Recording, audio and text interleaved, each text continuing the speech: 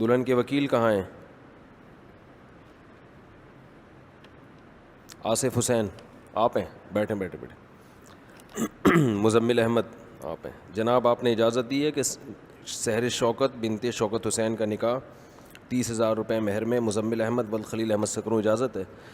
الحمد للہ نحمده ونستعینه ونستغفره ونؤمن به ونتوکل علیہ ونعوذ باللہ من شرور انفسنا ومن سیئات اعمالنا من يهده الله فلا مضل له ومن يضلل فلا هادي له ونشهد ان لا اله الا الله وحده لا شريك له ونشهد ان محمدا عبده ورسوله صلی اللہ تعالی علیہ وعلی آلہ واصحابہ وبارک وسلم تسلیما کثیرا کثیرا. اما بعد فاعوذ باللہ من الشیطان الرجیم. بسم اللہ الرحمن الرحیم.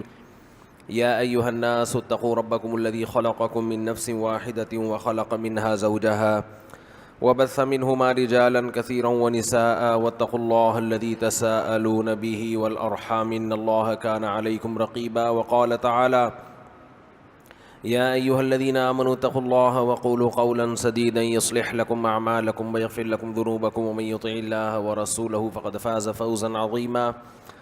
وقال النبي صلى الله عليه وسلم النكاح من سنتي وقال فمن رغب عن سنتي فليس مني. وقال النبي صلى الله عليه وسلم تزوجوا الودود الولود فإني مباهي بكم الأمم. وقال النبي صلى الله عليه وسلم تزوجوا ولا تكونوا كرهبان النصارى. جناب مزمل احمد والخلیل احمد، میں نے 30,000 روپے مہر کے عوض میں آپ کا نکاح سحر شوکت بنت شوکت حسین سے کیا. قبول کیا آپ نے؟ جزاک اللہ جی. دعا کریں اللہ تعالیٰ برکت دے. بس ہاتھ اٹھا کے دعا ضروری نہیں ہے. اللہ تعالیٰ برکت دے، آپ لوگوں کو کامیاب ازدواجی زندگی گزارنے کی توفیق نصیب فرمائے. آپس کے اختلاف و انتشار سے اللہ تعالیٰ حفاظت فرمائے اور اللہ اس نکاح کو آپ دونوں کے خاندان میں جوڑ کا ذریعہ بنائے. ٹھیک ہے، اب جانا چاہیں تو جا سکتے ہیں. الحمد للہ نحمده ونصلی علی رسولہ الکریم. اما بعد فاعوذ باللہ من الشیطان الرجیم. بسم اللہ الرحمن الرحیم. شہر رمضان الذی انزل فیہ القرآن ہدی للناس وبینات من الہدی والفرقان فمن شہد منکم الشہر فلیصمہ ومن كان مريضا أو على سفر فعدة من أيام أخر يريد الله بكم اليسر ولا يريد بكم العسر ولتكملوا العدة ولتكبروا الله على ما هداكم ولعلكم تشكرون. رمضان المبارک قریب ہے. ارادہ کیا تھا کہ رمضان سے پہلے کے جو کام ہیں ان پر کچھ روشنی ڈالی جائے تاکہ رمضان آنے سے پہلے رمضان کی تیاری ہو جائے. کام سے پہلے کام کی تیاری ہوتی ہے. جب کوئی بہت اہم مہمان آنے والا ہوتا ہے تو اس کے آنے سے پہلے انتظام کیا جاتا ہے. اسے کہاں بٹھانا ہے، کہاں سلانا ہے، کہاں نہلانا ہے، واش روم کہاں ہے، کھلانا کیا ہے، کس طرح سے اس کو پروٹوکول دینا ہے.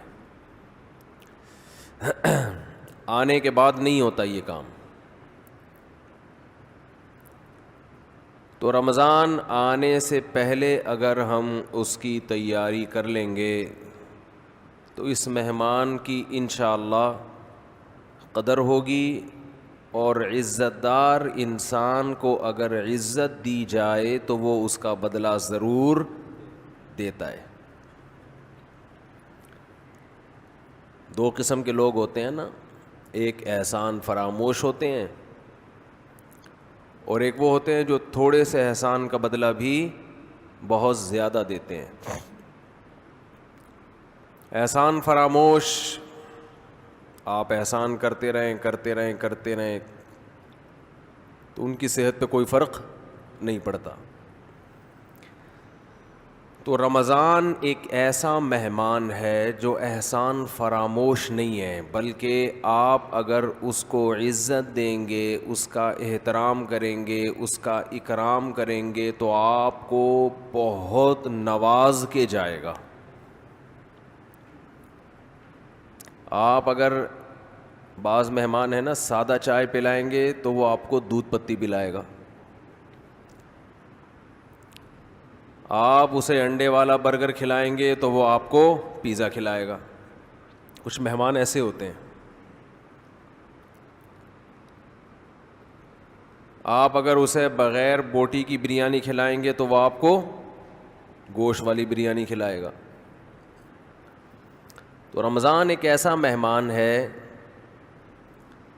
جو تھوڑا سا اکرام کرنے پر بھی آپ کو بہت زیادہ نوازتا ہے, تھوڑا نہیں نوازتا. لیکن رمضان کی جو نوازشیں ہیں, رمضان کے جو تحفے ہیں, جو رمضان آپ کو گفٹ دے گا اگر آپ اس کو عزت دیں گے, تو وہ اس کا گفٹ ہونا ان لوگوں کی سمجھ میں آتا ہے جن کا آخرت پر ایمان ہو. جو آخرت کو نہیں مانتے, دنیا کو مسافر خانہ نہیں سمجھتے, انہیں رمضان جو کچھ دے کر جاتا ہے, جو گفٹ دے کر جاتا ہے, اس گفٹ کی ان کی نظر میں قدر نہیں ہوتی. سمجھ میں آ رہی ہے بات؟ مثال سے سمجھاتا ہوں. چھوٹے بچے جب پیدا ہوتے ہیں اور فیملی پلاننگ والوں کے غم میں اضافہ ہوتا ہے تو اکثر رشتہ دار بچوں کو لفافوں میں پیسے دے رہے ہوتے ہیں. کچھ کھلونے دے دیتے ہیں, جھنجھنا پکڑا دیا, تو بچے کو جھنجھنا اچھا لگتا ہے. لیکن اگر کسی رشتہ دار نے 5,000 کا نوٹ بچے کو پکڑا دیا, بچے کو وہ سمجھ میں نہیں آتا, حالانکہ وہ جھنجھنے سے زیادہ مہنگا ہے اور اس میں ہزاروں جھنجھنے آ سکتے ہیں.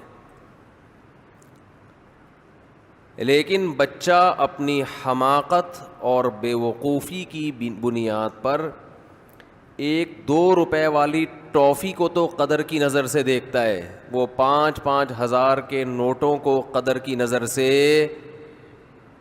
پھر وہی بات, جواب آنا چاہیے نا. وہ 5-5 ہزار کے نوٹوں کو قدر کی نظر سے نہیں دیکھتا, کہتے یہ تو ایسا ہی ہے, کھائے گا اس کو. تو اس میں اس 5,000 کے, ابھی تک تو 5,000 کا نوٹ ہے, میرا خیال ہے 50,000 کا نوٹ بھی عنقریب آنے والا ہے. جس حساب سے معیشت ڈاؤن ہو رہی ہے تو 50,000 کا نوٹ بھی عنقریب آ جائے گا. بلکہ تول کے نوٹ بکیں گے, 1 کلو 5,000 کے نوٹ چاہیے مجھے, اس طرح سے سیٹ اپ چلنے والا ہے.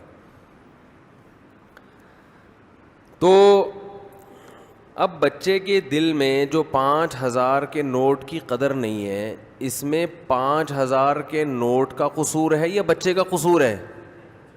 بچے کا قصور ہے. بھائی یہ 5,000 کے نوٹ میں ٹافیوں کے ڈبوں کے ڈبے آ سکتے ہیں.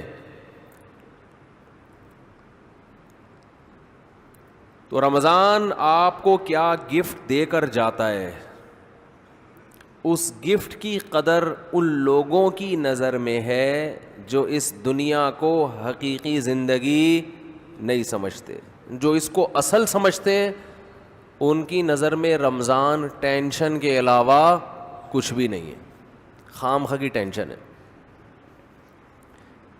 کیونکہ وہ کہتے ہیں رمضان مولویوں کا مہینہ ہے. کس کا ہے؟ مولویوں.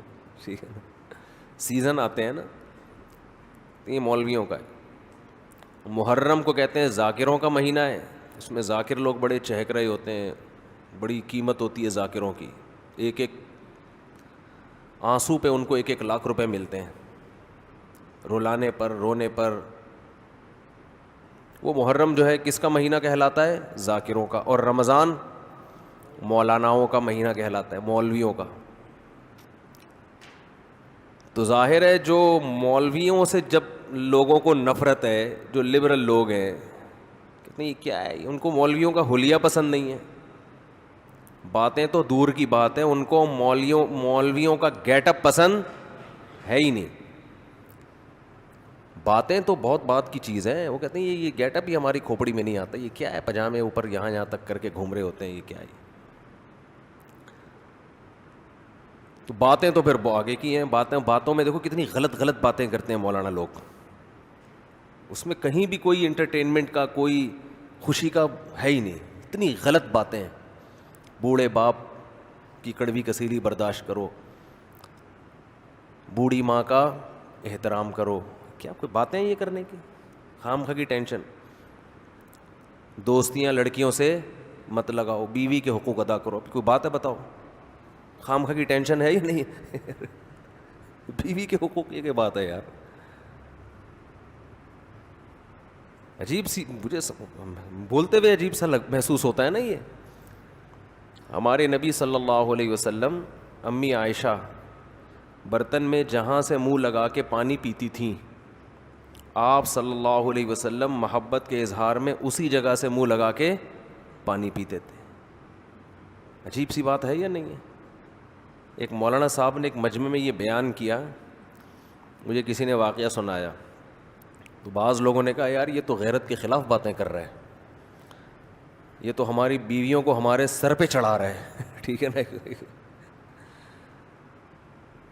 تو مولویوں کی باتیں ویسے ہی عجیب سی ہوتی ہیں کہ بچہ 15 سال کا ہو جائے تو شادی کرا دو. ایک نیا مولوی اس طرح کی باتیں بھی کر رہا ہے آج کل. پہلے ہی مولویوں کی باتیں ہضم نہیں ہو رہی تھیں, ایک نیا مولوی مارکیٹ میں آیا ہے, اس نے تو ساری حدود کراس کر دی ہیں بھائی. چلو یہ تو سمجھ میں آ رہا تھا, بوڑھے ابا بوڑھی اماں بیوی سے وفا کرو, یہ بھی بہت مشکل سے سمجھ میں آ رہا. نماز پڑھو, نظر کی حفاظت کرو, داڑھی رکھو, یہ باتیں ابھی ہضم نہیں ہو رہی تھیں. ایک نیا مولوی مارکیٹ میں آیا ہے, وہ کہہ رہے بیٹا جب 15 سال کا ہو جائے تو کیا کرا دو. اڑے یہ تو عجیب, شوق نہیں لگا؟ بچی بالغ ہو جائے تو شادی کرو. لوگ مجھے کہتے ہیں یار لوگ پہلے ہی مولویوں سے بتکے ہوئے ہیں, تم اس طرح کی باتیں کر کے لوگوں کو اسلام سے اور زیادہ دور کر رہے ہو. ایک نیا مولوی مارکیٹ میں آیا اور ابھی اویلیبل ہے, وہ صحیح ہے نا, ابھی مہنگا نہیں ہوا ہے, ابھی مناسب ریٹ پہ دستیاب ہے. وہ مہنگا جب ہوگا جب اس مولوی پر حکومت کی طرف سے پابندیاں لگیں گی ایسی باتیں کرنے پر. ابھی ہم کھلے عام کہہ رہے ہیں عدالت کا خلا یہ آپ کے خاندانی نظام کا بیڑا غرق کر رہا ہے. یہ بکواس ہے. جج کو یہ رائٹ نہیں ہے کہ وہ آپ کا نکاح ختم کر دے. وہ جج کی بیوی نہیں ہے, وہ آپ کی بیوی ہے. سمجھتے ہو کہ نہیں سمجھتے؟ جو عورت منہ اٹھا کے جائے جج صاحب اس کو خلا کی ڈگری پکڑا دیتے ہیں.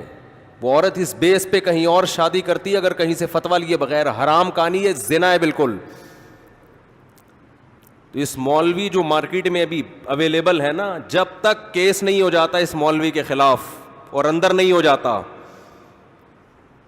اس وقت تک یہ مولوی بولتا رہے گا, اور اندر ہو کے باہر آئے گا پھر یہ بولے گا دوبارہ. تو ابھی سن لو یہ مارکیٹ میں ابھی مناسب ریٹ پر دستیاب ہے. ٹھیک ہے نا.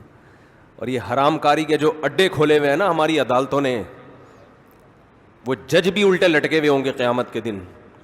اسلام میں نکاح طلاق کا ایک مضبوط نظام ہے, اس میں حکومت کو دخل اندازی کی اجازت نہیں ہے. جس عورت کا دل چاہتا ہے منہ اٹھا کے جاتی ہے عدالت میں اور عدالت سے خلا لے کر کہیں اور نکاح کرتی ہے. خلا کی ڈگری پہ جب تک کسی بڑے دارالفتہ کوئی ریلائبل ادارہ نہ ہو, وہ جب تک یہ نہ بتا دے کہ جج نے اسلام کے اصولوں کا خیال کیا ہے, جو کہ 99% نہیں ہوتا, اس وقت تک یہ کاغذ ہے, اس کی کوئی ویلیو نہیں ہے. کیونکہ نکاح طلاق کے حکام اللہ قرآن میں نازل کر چکا ہے. سمجھتے ہو کہ نہیں سمجھتے؟ بیوی کو حلال یا حرام کرنا یہ جج کے ہاتھ میں نہیں ہے, یہ کس کے ہاتھ میں ہے؟ یہ لوگ ہمیں اللہ کی غلامی سے انسانوں کی غلامی کی طرف لے کر آ رہے ہیں. مجھے اس موقع پر غصہ آ جاتا ہے. اس کی وجہ یہ ہے کہ یہ حرام کاری جو پھیل رہی ہے نا, آپ کو نہیں پتا کہ آپ کی نسلوں میں کیا ہونے والا ہے. ابھی آپ کو نہیں پتا. آپ گھنے بن کے بیٹھے ہوئے ہو, ابھی علماء کو بھی نہیں پتا بیچارے, وہ بھی خاموش ہیں.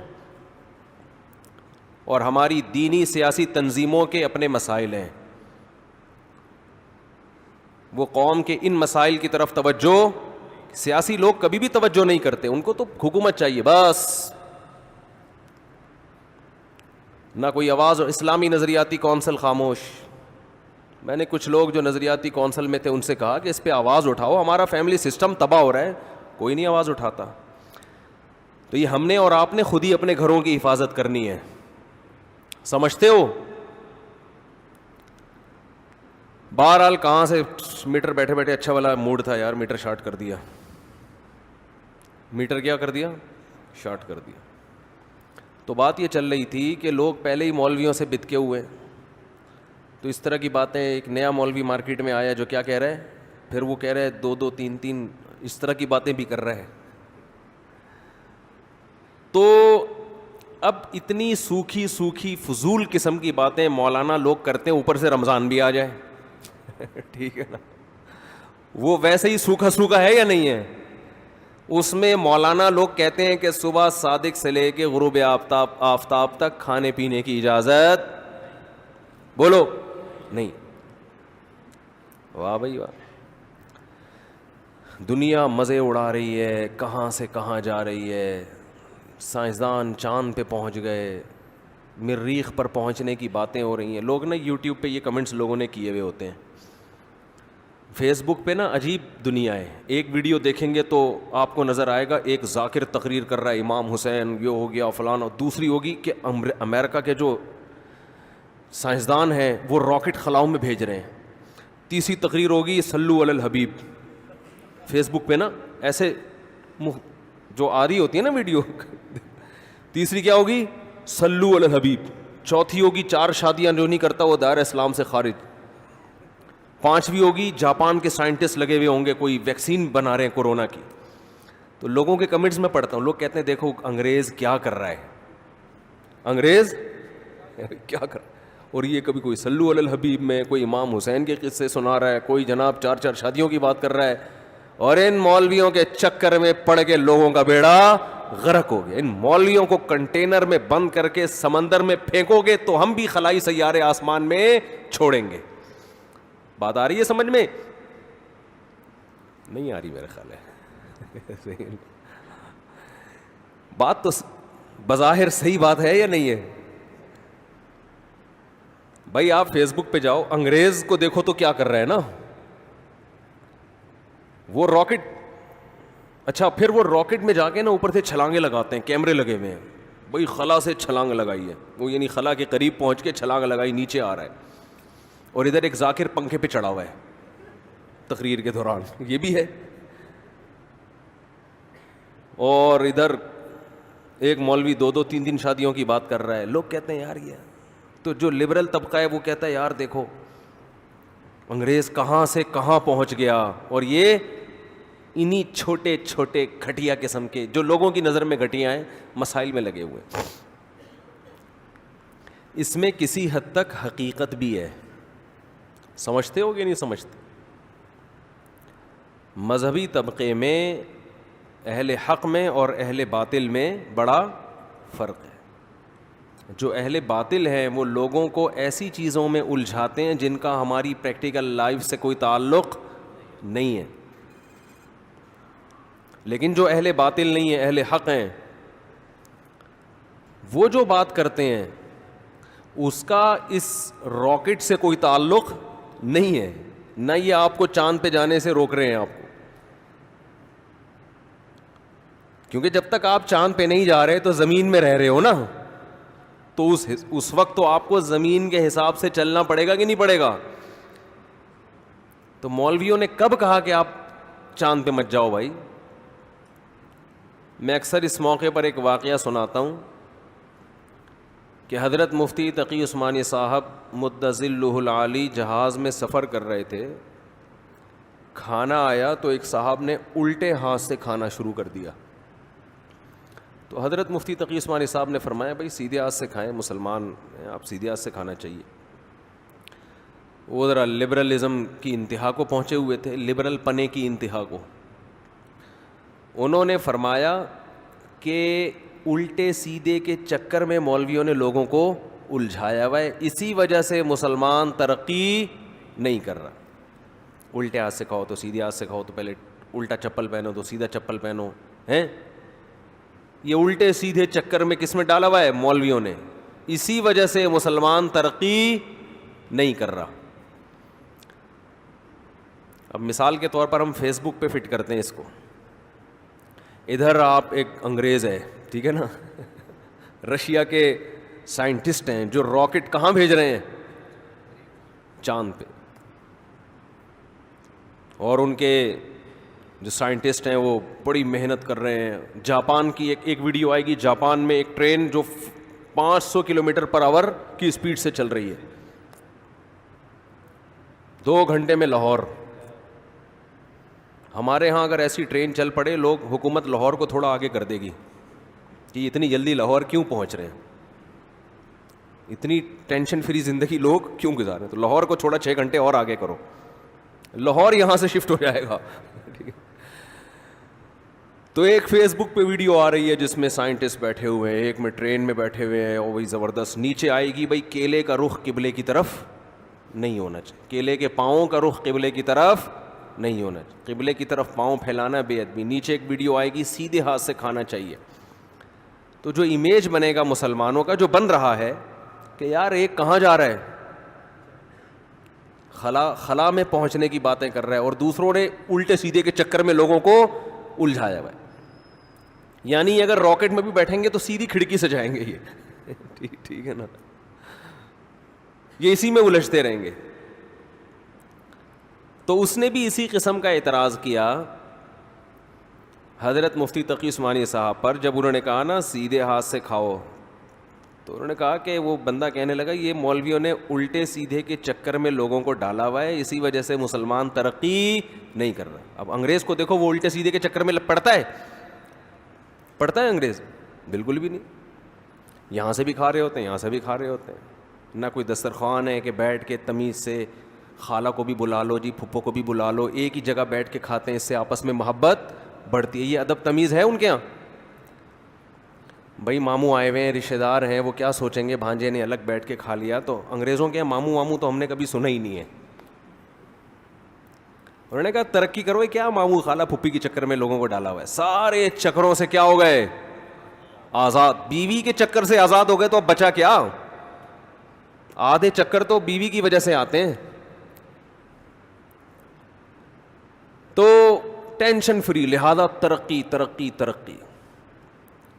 تو حضرت مفتی تقی عثمانی صاحب نے جو ان کو جواب دیا نا, وہی ان اعتراضات کا جواب ہے. حضرت مفتی صاحب نے فرمایا کہ آپ نے الٹے ہاتھ سے کھا کے کون سی ترقی کر لی ہے؟ اس میں کیا ہو رہا ہے کہ یہاں سے کھاؤ یہاں سے کھاؤ؟ ایک اللہ کا حکم ہے اس سے مت کھاؤ, اس سے کھاؤ. تو اگر انگریز اگر اس سے کھا لے گا تو وہ چاند پہ نہیں پہنچتا کیا؟ بولو بھائی کیا ہو گیا؟ تو اس میں کیا جا رہا ہے؟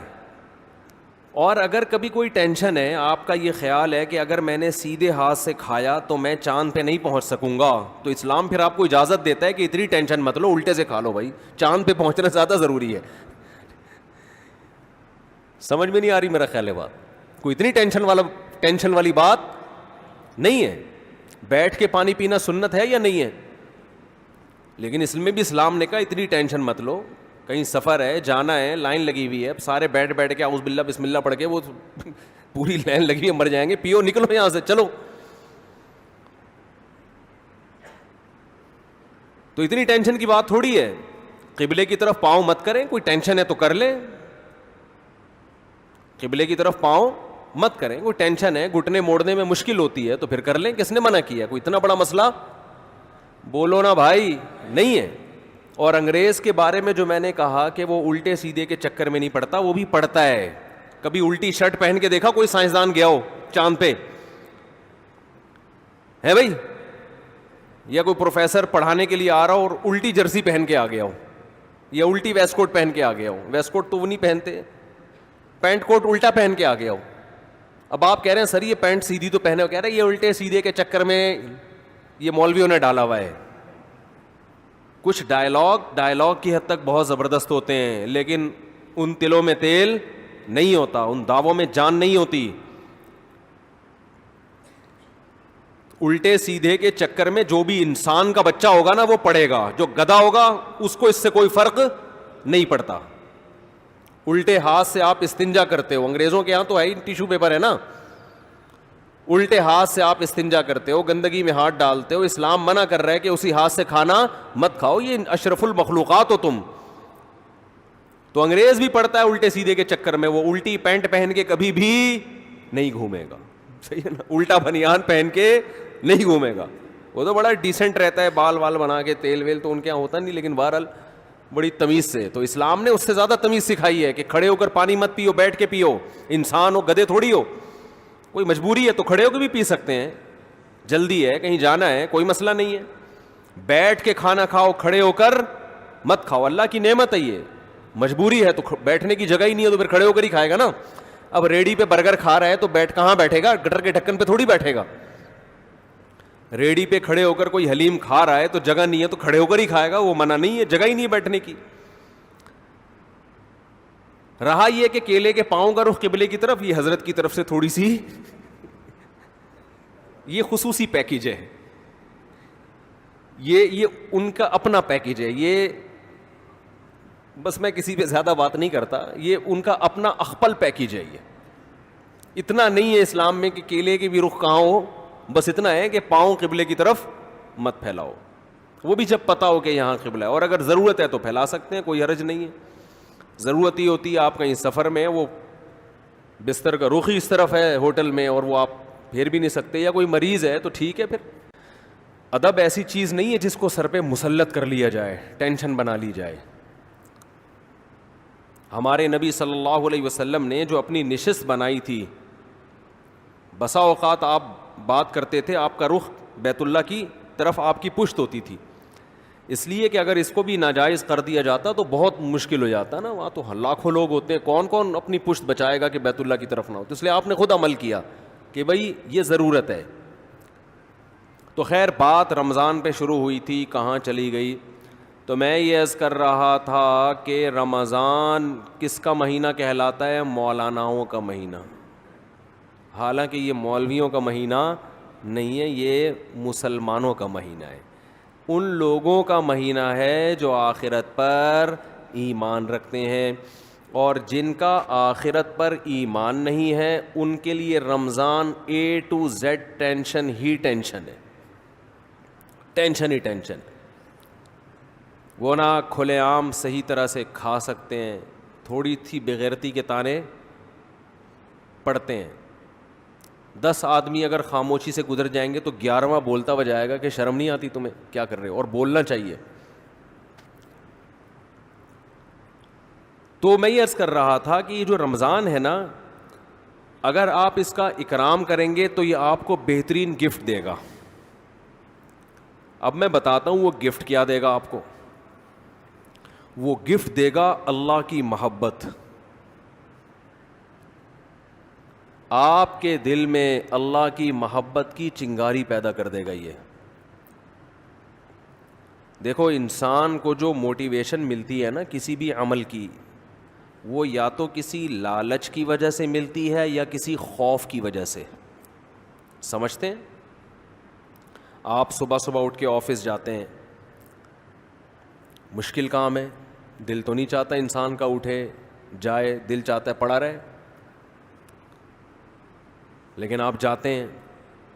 یہاں خوف بھی ہے اور لالچ، محبت، پیسے کی محبت. لالچ کو ہم محبت سے تعبیر کرتے ہیں، ذرا مہذب لفظ ہے. آپ جاتے ہیں، ایک محبت ہے پیسے سے، ہر انسان کی نیچر ہے کہ پیسے آئیں گے تو گٹکا بھی کھائیں گے، نسوار کا انتظام بھی ہوگا، پان کا انتظام بھی ہوگا، گھر میں راشن بھی ڈلے گا، بہت ساری چیزیں آئیں گی. اگر یہ محبت پیسے کی ختم ہو جائے تو آپ کو عمل پہ موٹیویشن نہیں ملے گی. بعض دفعہ خوف ہوتا ہے انسان کے دل میں. خوف کیا کرتا ہے کہ آپ کو یہ ڈر ہے کہ اگر میں آفس نہیں گیا, میں نے یہ کام نہیں کیا تو مجھے جاب سے نکال دیا جائے, میں غریب ہو جاؤں گا. یہ خوف ہے جو آپ کو ابھارتا ہے عمل پہ.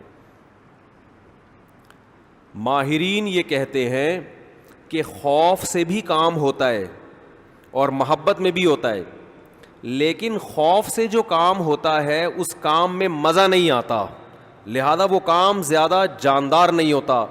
لیکن محبت کی وجہ سے جو کام ہوتا ہے وہ کام مزیدار بن جاتا ہے, کیونکہ آپ کی محبوب چیز آپ کو اس میں ملنے والی ہوتی ہے. سمجھ میں آ رہی ہے بات کہ نہیں آ رہی ہے؟ غزوہ احد میں صحابی رسول, غزوہ بدر میں ایک صحابی شریک نہیں ہو سکے. انہیں نہیں پتا تھا کہ میدان جنگ کا میدان قائم ہو جائے گا اور یہ ہوگا اور وہ ہوگا, انہیں نہیں پتا تھا. جب مسلمانوں کو فتح ہوئی تو انہوں نے منت مانی. منت ہوتی ہے نا, اللہ میرا یہ کام ہو جائے تو میں یہ کروں گا, میرا یہ کام ہو جائے تو میں یہ کروں گا. یہ واجب ہو جاتی ہے, اس لیے منتیں نہیں ماننی چاہیے. لوگ کہتے ہیں نا اللہ میرا فلاں کام ہو گیا تو میں اتنے روزے رکھوں گا, اتنا صدقہ کروں گا, وہ فرض ہو جائے گا آپ کے اوپر, اس لیے ویسے ہی دعا مانگ لیا کریں اللہ سے. بعض لوگ اتنی اونچی اونچی منتیں مان لیتے ہیں پھر ان سے پوری ہوتی نہیں ہیں. تو اسلام میں الفاظ کی بہت ویلیو ہے, اور منت زبان سے ہوتی ہے, صرف دل میں ارادے سے نہیں ہوتی. اس کو عربی میں نظر کہتے ہیں, نظر, اردو میں منت. تو ان صحابی کو غزوہ بدر میں شرکت کا موقع نہیں ملا تو انہوں نے منت مانی, نظر مانی کہ اے اللہ اگر دوبارہ کوئی میدان جہاد گرم ہوا تو میں ایسی بہادری سے لڑوں گا, لَيَرَيَنَّ اللَّهُ مَا أَصْنَعُ, اللہ دیکھے گا کہ میں کیا کرتا ہوں. بظاہر یہ تکبر والے الفاظ ہیں, بظاہر یہ الفاظ کیا ہیں؟ تکبر والے, کہ اللہ دیکھے گا کہ میں کیا کر کے دکھاتا ہوں. لیکن بعض جملے الفاظ کے اعتبار سے تکبر والے ہوتے ہیں, مگر حقیقت میں وہ ایک ناز کی کیفیت ہوتی ہے. ناز, کہ اللہ میں وہ کچھ کروں گا کہ تو بھی دیکھے گا, خوش ہو جائے گا, تو ایسا کر کے دکھاؤں گا بہادری. جب غزوہ احد میں مسلمانوں کے قدم اکھڑے ہیں, ان صحابی کو اللہ سے کیا ہوا وعدہ یاد آیا کہ میں نے اللہ سے معاہدہ کیا تھا کہ اللہ میں ایسے بہادری کے جوہر دکھاؤں گا کہ تو دیکھے گا کہ میں کیا کر رہا ہوں. تو یہ کیا کر رہے تھے؟ کھجور کھا رہے تھے نا,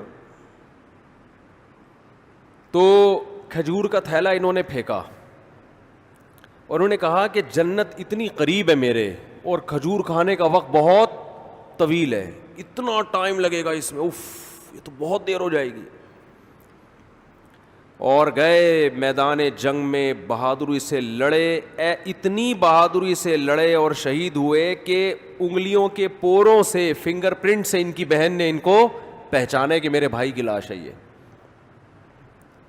قرآن مجید کی آیتیں نازل ہوئیں, من المؤمنین رجال صدقوا ما عاہدوا اللہ علیہ فمنہم من قضى نحبہ ومنہم ینتظر.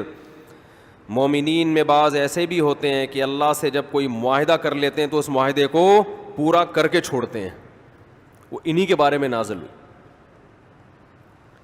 تو جب ان کو یقین تھا کہ جنت میرے سامنے ہے تو انہیں وہ کھجور تناول کرنا بھی مشکل لگا. یہ خوف کی وجہ سے نہیں لڑ رہے کہ اگر میں نہیں لڑا تو جہنم میں جاؤں گا, بلکہ کس کی لالچ میں لڑ رہے ہیں؟ جنت کی اور اللہ کی محبت میں لڑ رہے ہیں. تو انسان جب خوف کی بیس پہ کام کرتا ہے اس میں جان نہیں ہوتی, اور جب کسی محبت اور لالچ میں کام ہوتا ہے تو اس کام میں اس کی کوالٹی بہت شاندار ہوتی ہے. تو اللہ نے ہمیں رمضان کا جو مہینہ دیا, وہ مہینہ اگر آپ اس مہینے کا اکرام کریں گے تو وہ مہینہ آپ کے اندر اللہ کی محبت پیدا کر دے گا. اور جب انسان کے دل میں محبت پیدا ہوتی ہے تو محبوب کے حکم کو فالو کرنا مشکل نہیں اور آسان بھی نہیں, بلکہ مزیدار بن جاتا ہے. 3 درجات ہوتے ہیں نا, حکم کی اتباع کرنا مشکل, اور اس سے اوپر کیا ہے, مشکل ختم ہو گئی, نہ مزیدار ہے نہ مشکل ہے. لیکن اس سے اوپر کا درجہ کیا ہے کہ حکم پر عمل کرنا کیا بن گیا, مزیدار بن جائے گا. یہ کیفیت انسان کی ہو جاتی ہے. تو اگر آپ رمضان کا حقیقی معنوں میں اکرام کریں گے تو رمضان آپ کو اللہ کی محبت کا گفٹ دے کے جائے گا. وہ کیسے؟ زبان آج بہت خشک ہو رہی ہے, پانی نہیں ہے یا موسم میں شاید خشکی ہے, کچھ ایسا سیٹ اپ ہے, موسم میں خشکی ہے میرا خیال ہے. تو رمضان جو ہے آپ کو اللہ کی محبت کا, جزاک اللہ بسم اللہ, اتنا یک ٹھنڈا پانی بس کافی ہے, یہ گرم نہیں ہے, سادہ. پہلے ہی گلا ہمارا بیٹھا رہتا ہے, اوپر سے اور بٹھا دیں گے یہ. تو اللہ کی محبت کا گفٹ دے کے کیسے؟ انسان کی یہ نیچر ہے, یہ فطرت ہے کہ وہ جس کے لیے قربانی دیتا ہے نا, جس کے لیے, تبلیغ والے کہتے ہیں نا, جس چیز پہ جان مال اور وقت خرچ ہوتا ہے انسان کے دل میں اس کی ویلیو پیدا ہو جاتی ہے. ایک غریب آدمی جو رکشہ چلاتا ہو, سارا دن پسینہ بہاتا ہو, اس کو جو دہاڑی یا جو اجرت ملتی ہے اس اجرت کو وہ بڑی احتیاط سے خرچ کرتا ہے. اور ایک آدمی وہ ہے جس کے ابا کا انتقال ہوا اور 6 رکشے اس کو وراثت میں مل گئے. ایسا بھی ہوتا ہے نا, وہ ان رکشوں کی ایسی کی تیسی, باپ کا مال سمجھ کے لوگ کہتے ہیں نا اڑا رہا ہے, خود تو محنت کی نہیں ہے, ابا سے وراثت میں ملا ہے, اڑا دیتا ہے انسان. تو ہمیں جو ایمان کی نعمت ملی ہے یہ وراثت میں ملی ہے, اس میں ہمارا خون پسینہ, بولو نا کیا ہو گیا, نہیں بہا. ابا چونکہ مسلمان تھے, اماں مسلمان تھیں, اس وجہ سے ہم بھی کیا ہو گئے, تو ایک پسینہ نہیں بہا ہمارا, خون کا ایک قطرہ نہیں بہا, تو فری پھوکٹ میں ہمیں کیا مل گیا. حضرت بلال کو اسلام فری میں نہیں ملا. وہ جب مسلمان ہوئے تو گرم ریتوں پہ لٹایا گیا, ان کو سینے پہ بھاری بھرکم پتھر رکھے گئے. کیا اللہ نے لوگوں, کچھ لوگ کیسے خاندانی بنائے ہیں, وہ نظریات کو فالو کرتے ہیں, وہ کلچر کو فالو نہیں کرتے. حضرت بلال کو کیا مل رہا تھا اس میں, اچھی والی زندگی گزر رہی تھی, غلام تھے وہ, تو حبشی لوگ غلام ہی ہوا کرتے تھے عربوں کے, کھانا پینا مل رہا تھا, ایک ٹینشن.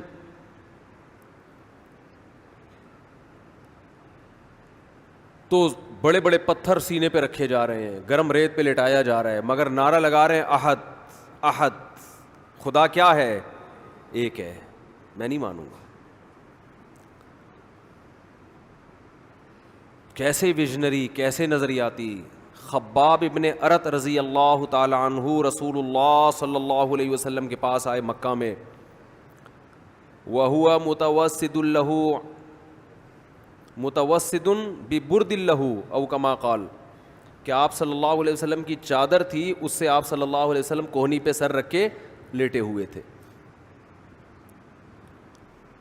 لوگ کہتے ہیں مسجد میں سونا منع ہے, ایسی ہمارے علم میں کوئی حدیث نہیں ہے. مسجد میں سونا جائز ہے, البتہ مسجد کو سرائے بنا لینا سونے کی جگہ, سارا محلے کو جہاں جگہ نہیں مل رہی تو کہاں کے سو رہا ہے مسجد میں, یہ غلط ہے. نماز کے لیے آئیں مسجد میں آپ, اور اگر کوئی آیا نماز کے لیے سستانے کے لیے ذرا لیٹ بھی جائے تو اللہ کی طرف سے کوئی پابندی نہیں ہے, آئیں نماز کے لیے. ہاں یہ نہ ہو کہ سرائے بنا لیا جائے, مسجد کو ہوٹل بنا لیا جائے کہ جس کو جگہ نہیں مل رہی, گھر میں بیوی سے پڑا ہوا ہے, سارے محلے والے یہاں آ جائیں. لیکن بذات خود جائز ہے مسجد میں سونا. اور اگر اکا دکا کبھی کوئی مسجد میں آ بھی جائے صرف سونے کے لیے تو بھی کوئی ناجائز نہیں ہے. ناجائز اس وقت ہوگا جب اس کو عام معمول لوگ بنا لیں. حضرت علی رضی اللہ تعالی عنہ کی کچھ ناراضی ہوئی حضرت فاطمہ سے, میاں بیوی میں ہوتی ہے, تو آپ صلی اللہ علیہ وسلم جب گھر گئے حضرت فاطمہ سے ملے, پتہ چلا بھئی کچھ ناراضی ہوئی ہے, اور حضرت علی مسجد چلے گئے. تو وہاں حضرت علی مٹی میں لیٹے ہوئے تھے, آرام کر رہے تھے. اسی پہ آپ صلی اللہ علیہ وسلم نے فرمایا یا ابا تراب, اے مٹی والے. تو اسی کے بعد حضرت علی اپنی کنیت کیا کہتے تھے؟ ابو تراب. تو اس سے پتہ چلتا ہے کہ اگر کوئی مسجد میں آ کے لیٹ جائے تو اللہ کی طرف سے کوئی پابندی نہیں ہے. لیکن یہ ضرور ہے کہ لوگ اس کو ایسا نہ ہو کہ سارے محلے والے لیٹے ہوئے یا لیٹنے کی جگہ ہی بنا لی. کبھی کبھار ہو جاتا ہے انسان سے. مسجد والے بعض دفعہ بہت سختی کرتے ہیں. اب سفر میں جب ہم چلتے ہیں, نمازیں پڑھتے ہیں سفر کے دوران, بعض دفعہ انسان 2 رکعت پڑھی ظہر کی, تھوڑا سستانے کے لیے لیٹ گیا تو کوئی ڈنڈا لے کے کھڑا ہوا ہوتا ہے نکلو یہاں سے, پھر گالیاں بھی دے رہے ہوتے ہیں. وہی واقعہ پھر یاد آتا ہے مجھے, ایک آدمی کی بھینس مسجد میں آ گئی تو مولوی صاحب پکڑ کے ڈنڈے سے مارنے لگے. تو دیہاتی جس کی بھینس تھی وہ بھاگتا ہوا آیا, کہہ رہا مولوی صاحب بے زبان جانور ہے, اس کو مار رہے ہو, کبھی مجھے دیکھا آپ نے مسجد میں؟ یہ تو بے عقل بے زبان ہے, غلطی سے مسجد میں آ گیا, اس کو کیوں مار رہے ہو؟ میں آؤں عقل مند ہوں, مجھے مارو تو سمجھ میں بھی آتا ہے, اس بیچارے کو کیوں مارے, اس کا کیا قصور ہے؟ تو ایسا مسجدوں کا ماحول بنا لیا ہے کہ کوئی آئے نہیں مسجد میں. تو اتنی سختی نہ کریں. تو کہاں سے کہاں بات چلی جاتی ہے یار. تو آج ویسے بھی کھوپڑی سیٹ نہیں ہے میری اس جی, کھوپڑی سیٹ آرام نہ ہونے کی وجہ سے نہیں ہے, ویسے کھوپڑی سیٹ ہے الحمدللہ. تو رمضان کی بات چل رہی تھی. ہاں میں یہ عرض کر رہا تھا کہ فری میں جو انسان کو چیز ملتی, ہمیں ایمان ملا ہے فری میں. ابا مسلمان اماں مسلمان تو ہم بھی مسلمان, سارے اڑوس پڑوس مسلمان ہیں, قدر نہیں ہے. صحابہ کو ایمان ملا محنت کرنے کے بعد. آج بھی بہت سے غیر مسلمان ہوتے ہیں. میں حیران ہوتا ہوں, بعض ہندو بچیوں کے فون آتے ہیں, گھر کے اندر رہتے ہوئے مسلمان ہو گئی. ایک ہندو لڑکی کا 2-3 سال پرانی بات ہے, فون آیا, میرا خیال ہے 16-17 سال, یہ بچپنے ہی کی, مینٹلی تو انسان بچہ ہی ہوتا ہے اس وقت. اس نے اسلام قبول کیا, پورے رمضان کے روزے بھی گھر میں رکھے, کسی نے اس کو تبلیغ نہیں کی,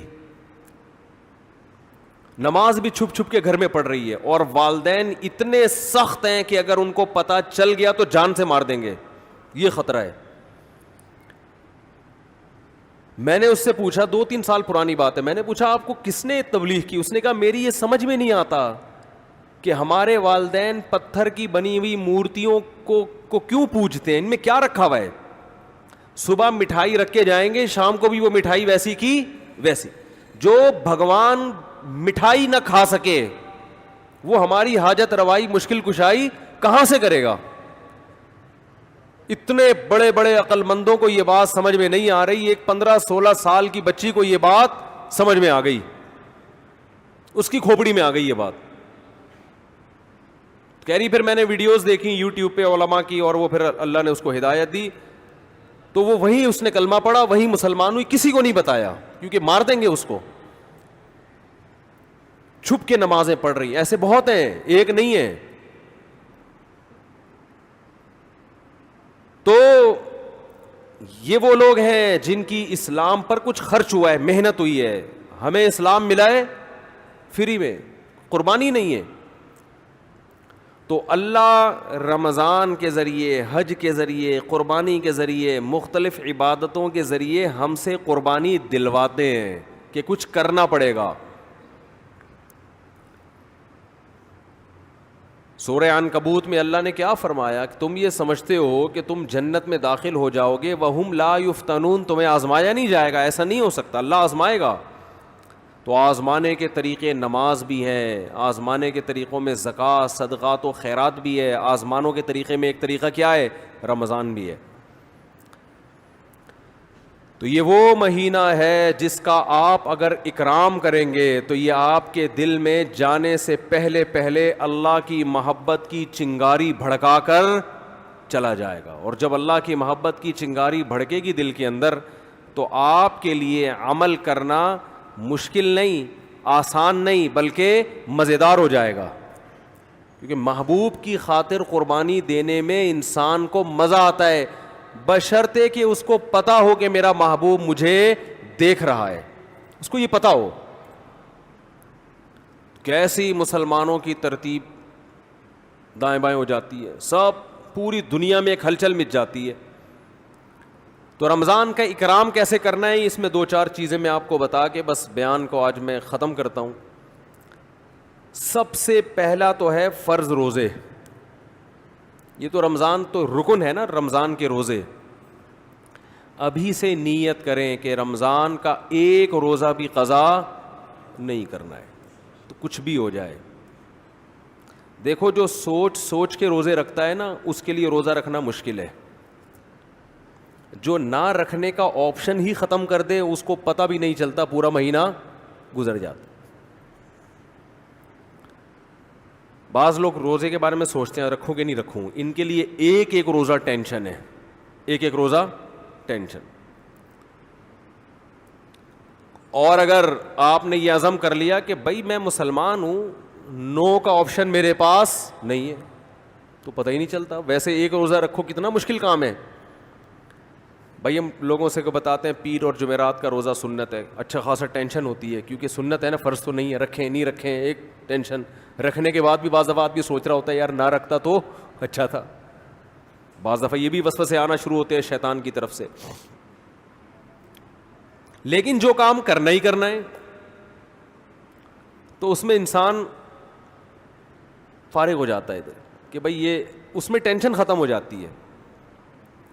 تو یہ نہ سوچیں کہ میں کتنے رکھوں گا. خواتین کے جو ایام ہوتے ہیں نا مینسز کے, ان ایام کی حفاظت, ان کو شمار کرنا عورت پہ فرض ہے. یہ خوب سمجھ لیں. آج کل یونیورسٹیوں میں اچھا یہ جو راکٹ والا مضمون تھا نا, یہ بھی میں چھوٹی سی بات بتا دوں کہ یہ جو مسلمان علماء کا اس سے تعلق نہیں ہے کہ آپ چاند پہ پہنچ رہے کہ نہیں پہنچ رہے, اس کا ہماری یونیورسٹیوں سے تعلق ہے. چاند پہ پہنچنے کے طریقے یونیورسٹیوں میں پڑھائے جاتے ہیں. سمجھتے ہو کہ نہیں سمجھتے؟ تو ہونا یہ چاہیے تھا کہ ایک تصویر آ رہی ہوتی, ایک ویڈیو آ رہی ہوتی, جاپان کے سائنسدان یا امریکہ کے سائنسدان چاند پہ پہنچ رہے ہیں, نیچے کراچی اور لاہور یونیورسٹی کی بھی ویڈیو آ رہی ہوتی کہ وہاں بھی سائنسدان لگے ہوئے ہیں, پروفیسر لگے ہوئے ہیں کہ ہم غبارے کو چاند تک کیسے پہنچائیں. چلو پہلا غبارے کا تجربہ کر لیں, پھر راکٹ بھی بھیجیں گے. تو یہ مولویوں کو گالیاں نہ دیا کریں, یہ اپنے سائنسدانوں کو برا بلا کہا کریں, یہ حکمرانوں کو کہا کریں. نہیں آ رہی میرا خیال ہے بات سمجھ میں؟ یہ مولاناؤں کا ہیڈک نہیں ہے کہ چاند پہ جا رہے کہ نہیں جا رہے. اس کی مثال ایسے ہے کہ جیسے کوئی ابھی کرونا کی وبا پھیلی ہوئی ہے نا, کرونا کی وبا پھیلی ہوئی ہے, ڈاکٹر ایک ویڈیو آ رہی ہے جس میں ڈاکٹر ویکسین تیار کر رہے ہیں, دوسری ویڈیو آ رہی ہے جس میں کربلا کے واقعات بیان ہو رہے ہیں, تیسری ویڈیو آ رہی ہے کہ اس میں 4 شادیوں کا تذکرہ ہو رہا ہے, چوتھی آ رہی ہے. تو اب اس میں لوگ کہہ رہے ہیں مولانا لوگ دیکھو کیا کر رہے ہیں, ادھر وہ کرونا کی ویکسین تیار کر رہے ہیں اور ادھر مولانا لوگ کیا کیا الٹی باتیں کر رہے ہیں. تو بھائی وہ جو ویڈیو, اس میں ایک ویڈیو ایسی بھی آنی چاہیے کہ ہمارے ڈاکٹر بیٹھے ہوئے ہیں کرونا کی ویکسین بنانے کے لیے. تو ہمارے ڈاکٹروں کی سرے سے کوئی ویڈیو آ ہی نہیں رہی ہے, تو پھر یہی ہوگا کہ کیلے کا رخ قبلے کی طرف ہے کہ نہیں ہے, پھر تو یہی ہوگا نا کچھ. بھائی فیس بک والے کو کچھ تو چلانا ہے نا ویورز بڑھانے کے لیے, تو اس کو ہمارے سائنسدان مل ہی نہیں رہے, کوئی دھماکے کرتے ہوئے, کوئی راکٹ بھیجتے ہوئے, تو پھر وہ 4 شادیوں کی ویڈیو چلائے گا اور کیا کرے گا وہ. تو یہ مولاناؤں کی ٹینشن نہیں ہے بھائی, یہ ہماری یونیورسٹیوں کا جو نظام تعلیم اور ہمارے حکمرانوں کی کرپشن, انہوں نے ملک کو کھنڈرات میں دھکیل دیا ہے. میں تو کہتا ہوں جو فیس بک پہ ویڈیوز ڈالتے ہیں نا, یہ نہ ڈالا کریں کہ کیلے کا رخ قبلے کی طرف ہے کہ نہیں ہے, کیونکہ لوگ کہتے ہیں یہ دیکھو کس چیز میں لگے ہوئے. اصل ویڈیو یہ آنی چاہیے کہ ایک طرف آپ یہ دکھائیں کہ سائنٹسٹ خلائی سیارے بھیج رہے ہیں آسمان میں, وہاں سے چھلانگے مار رہے ہیں, دوسری طرف کراچی کے گٹر کے ڈھکنوں کی تصویریں آنی چاہیے. ڈھکن یہاں کیا ہوئے ہوئے ہیں, کھلے ہوئے ہیں. تیسری طرف گدے گھوڑے کی لیدوں کی تصویریں آنی چاہیے, کچرے کے ڈھیر آنے چاہیے, چرسی آنے چاہیے پائپ کے اندر بیٹھے ہوئے. پھر اصل لبرل لوگوں کا اصل چہرہ آئے گا, کیونکہ یہ جو ملک ہے لبرل لوگوں کے ہاتھ میں, یہ مولاناؤں کے ہاتھ میں نہیں ہے. پھر آئے گا ایک طرف دیکھو سائنسدان راکٹ بھیج رہے ہیں وہاں پہ, اور ادھر کراچی میں گٹر کے ڈھکن لگانے کے لیے بھی حکومت تیار نہیں ہے. تو لوگ سائنسدانوں کا مولویوں سے مقابلہ کروا رہے ہیں, حالانکہ دونوں کی فیلڈ بالکل الگ الگ ہے. نہیں آ رہی میرا خیال. تو آسمان میں خلائی سیارے بھیجنا مولویوں کی فیلڈ تھوڑی. مولوی موٹیویشن کرے گا, آپ کو موٹیویٹ کرے گا کہ سیارہ بھیجنے کے کیا اسلام میں فضائل ہیں, ٹھیک ہے نا, سائنسدان بننے کے کیا فضائل ہیں, ڈاکٹر بننے کے کیا فضائل ہیں, وہ مولانا بیان کرے گا. ہر چیز میں علماء کو برا بھلا کہتے ہیں لوگ. دوسری بات یہ کہ فیس بک اور یوٹیوب کی دنیا تو کھلی بھی ہے نا, بہت سے لوگ مولانا نہیں ہوتے, مولانا بن کے آئے ہوئے ہیں وہ, تو آپ ہر ایک پر یہ ٹھپا لگا رہے ہیں مفتی ہیں. مفتی عبدالقوی کو بھی لوگوں نے کیا بنا دیا, اتنے فون آئے میرے پاس, مفتی صاحب دیکھیں مفتی عبدالقوی کیا کر رہے ہیں, یہ ہوتے ہیں مفتی. میں نے کہا بھائی اس پہ کہاں مفتی لگانے پر گورنمنٹ کی طرف سے کوئی پابندی نہیں ہے. کس نے بولا یہ مفتی ہیں؟ کسی کو بھی اٹھا کے مفتی آصف زرداری صاحب کر دو آپ, پھر کہو دیکھو یہ مفتی لوگ کیا کیا کر رہے ہیں. مفتی کا ڈگری کوئی ہمارے ملک میں کوئی سسٹم نہیں ہے, پتھر اٹھاؤ مفتی نکلے گا نیچے سے. اور صرف یہ مفتیوں کے ساتھ نہیں ہو رہا, ڈاکٹروں میں بھی ایسے ہی ہے, جعلی سرٹیفکیٹ کے ڈاکٹر بھرے ہوئے ہیں. اور حکیم تو ہول سے, جس کا دنیا میں کوئی کام نہیں ہے وہ حکیم بنا ہوا ہے. اور اس سے بھی زیادہ ہول سیل کے حساب سے روحانی عامل ہیں, روحانی جن چڑیل بھوت بھگانے والے, وہ تو اتنے ہر ایک کو روحانی علاج آتا ہے. ایک صاحب مجھے دبئی میں ملے کہ میرا روحانی علاج کر دیں. میں نے کہا میرا ایک یوٹیوب پہ وہ ہے کلپ ہے اس بارے میں, بڑے خوش ہوئے, کہتے ہیں اس کلپ کا نام کیا ہے کلپ کا. میں نے کہا اس کا نام ہے روحانی علاج والوں کا علاج, روحانی علاج والوں کا علاج. تو خیر میں جلدی سے بات کو سمیٹ کے ختم کرتا ہوں, وقت پورا ہو گیا. کہ بھائی دیکھو اللہ کے لیے جب قربانی دو گے نا تو قربانی کے صلے میں اللہ کی محبت پیدا ہوگی. پہل آپ کو کرنی پڑے گی. ایک بالش آپ آؤ گے تو اللہ آپ کی طرف ایک ہاتھ آئے گا, پہل آپ کو. تو اس پہل میں آج یہ عزم کرے سب سے پہلے. میں خواتین کے کچھ بات عرض کر رہا تھا کہ اپنے جو ان کے مینسز کے ایام ہوتے ہیں ان کو عورت پر واجب ہے کہ وہ نوٹ کر کے رکھے, کیونکہ عادت سے اس کا تعلق ہے کہ جتنے دن کسی خاتون کی عادت ہے پھر اگلے مہینے اتنے دن تک وہ ایام شمار ہوں گے. یہ میں زیادہ ڈیپ میں نہیں جا رہا ابھی. تو بہت سی خواتین پاک ہو جاتی ہیں مگر روزہ چھوڑ دیتی ہیں, بہت سی ناپاک ہوتی ہیں مگر روزہ رکھتی ہیں, تو مسائل کا علم ہے ہی نہیں.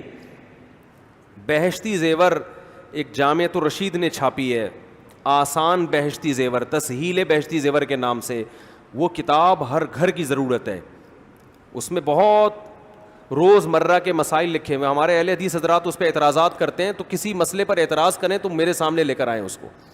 سمجھتے ہیں کہ نہیں سمجھتے؟ اعتراض کرنا آسان ہوتا ہے, گورنمنٹ کی طرف سے کوئی پابندی نہیں ہے. ابھی میرا وہ بات ہوئی تھی نا, مناظرہ لوگوں نے نام دے دیا, حالانکہ مناظرہ نہیں تھا.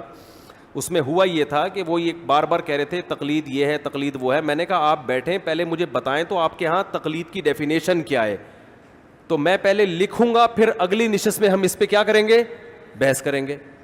کیونکہ ایسے ادھر ادھر باتیں کرنا بہت آسان ہوتا ہے. تو سامنے بیٹھ کے آپ مجھے ریٹرن لکھ کے دیں, میں پہلے آپ کے دعوے کو سمجھوں گا آپ کا دعویٰ ہے کیا, پھر ہم اس پہ بحث کریں گے.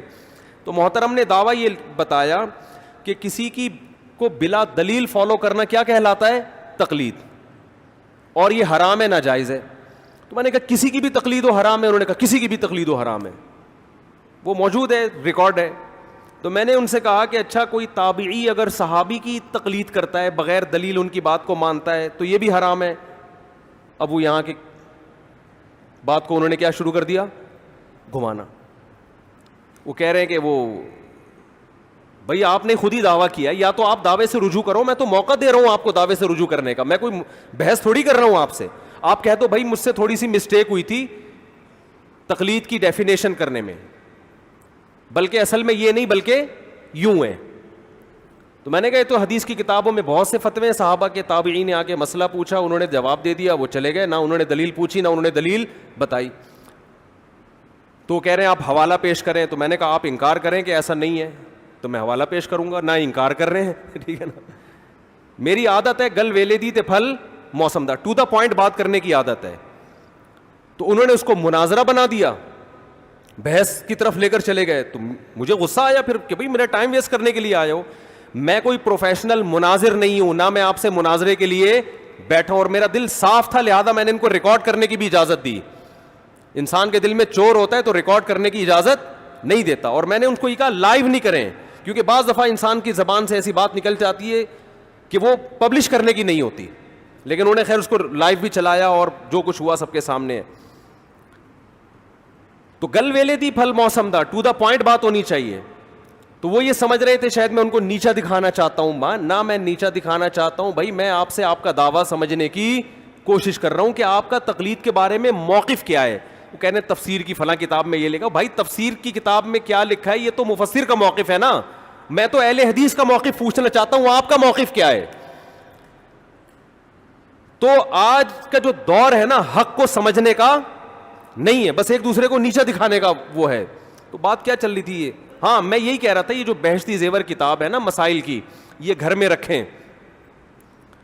یہ بہت ہندوستان میں اس کتاب کو اللہ نے جتنی مقبولیت عطا فرمائی ہے اتنی مقبولیت کسی دوسری کتاب کو نہیں ملی ہے. جہیز میں خواتین کو یہ کتاب دی جاتی تھی تو جامعۃ الرشید نے آسان کر کے چھاپی ہے. اور اگر کوئی اہل حدیث حضرات کہتے ہیں یہ غلط ہے, یہ قرآن و سنت کے خلاف ہے, تو مجھے بتائیں کون سا مسئلہ قرآن و سنت کے خلاف ہے, میں اس کا جواب دوں گا انشاءاللہ. اور پھر ان سے کہیں کہ آپ ایک ایسی کتاب لے کر آئیں جو قرآن و سنت کے موافق ہو. آپ تو مسائل کی کتاب لکھیں نا, آپ کی تو کوئی ہے ہی نہیں اس طرح کی. یہ فوراً جواب میں کہتے ہیں ہماری کتابیں یہ جو ابو داؤد اور بخاری ہماری ہیں. تو آپ بخاری اور ابو داؤد گھر میں رکھیں اور روز مرہ کے مسائل آپ اس سے نکالیں, آپ کو نہیں ملیں گے. تبھی تو علماء کتابیں لکھتے ہیں کہ آسان کر کے قرآن و سنت کی روشنی میں مسائل کا علم کو ایک جگہ جمع کر دیا جائے. تو آپ لکھ لیں کوئی کتاب, آپ بخاری مسلم سے ہی لکھ لیں, نہ خود لکھ رہے ہیں نہ لکھی ہوئی کتاب, کیڑے نکالنا ہے بس. ابھی وہ مشہور فتنہ پرست نے کیا کیا ہے, وہ میرا ایک بیان میں ایک نازیبہ الفاظ آئے تھے جس سے میں نے معذرت بھی کی کہ وہ ہے نا مفسرین کے بارے میں میں نے کہا, حالانکہ وہ میرا مقصد مفسرین نہیں ان کے حوالے, کہ آپ بار بار مفسرین کے جو حوالے دے رہے ہیں تو ان حوالوں کا تذکرہ نہ کریں, آپ سے جو سوال پوچھا جا رہا ہے اس کا جواب دیں. تو ایک مشہور زمانہ ہے, انہوں نے کیا کیا, توصیف الرحمان راشدی نے یہ کہا, فلانے نے یہ کہا, سب کے جو اس طرح کی چیزیں ہیں نا نکال کے کلپ بنا کے مارکیٹ میں چلا دیا. تو علماء کی باتوں کو میں جو اس طرح کی نیگیٹو چیزوں کو اگر آپ کتابوں سے جمع کرنا شروع کریں گے اور تقریروں سے جمع کر کے کلپ بنائیں گے تو اس سے معاشرے میں جوڑ پیدا نہیں ہوگا بلکہ توڑ پیدا ہوگا. یہ بالکل ایسے ہی ہے جیسے آپ سب کی دعوت کریں اور آپ بولیں تمہارے ابا نے فلاں سن میں یہ غلط کام کیا, تمہارے چاچا نے فلاں سن میں یہ غلط کام کیا, تمہارے ماموں نے فلاں سن میں یہ غلط کیا, اور تمہاری پھپھو ایک دفعہ پکڑی گئی تھی بھاگ کے, تو پھر آئی تھی توبہ کر لی تھی لیکن پکڑی گئی تھی, اور تمہاری خالہ کو بھی میں نے دیکھا ہے ٹکٹکی باندھ کے تمہارے چاچو کو دیکھ رہی تھی. یہ سارا کر کے آپ نے ایک دسترخوان پہ سب کو دعوت کی اور یہ کلپ چلا دی اور کہا میں جوڑ پیدا کرنے کے لیے یہ کام کر رہا ہوں, میرا مقصد امت میں توڑ نہیں ہے. واڑے واہ خدا کی قسم مزہ آ گیا.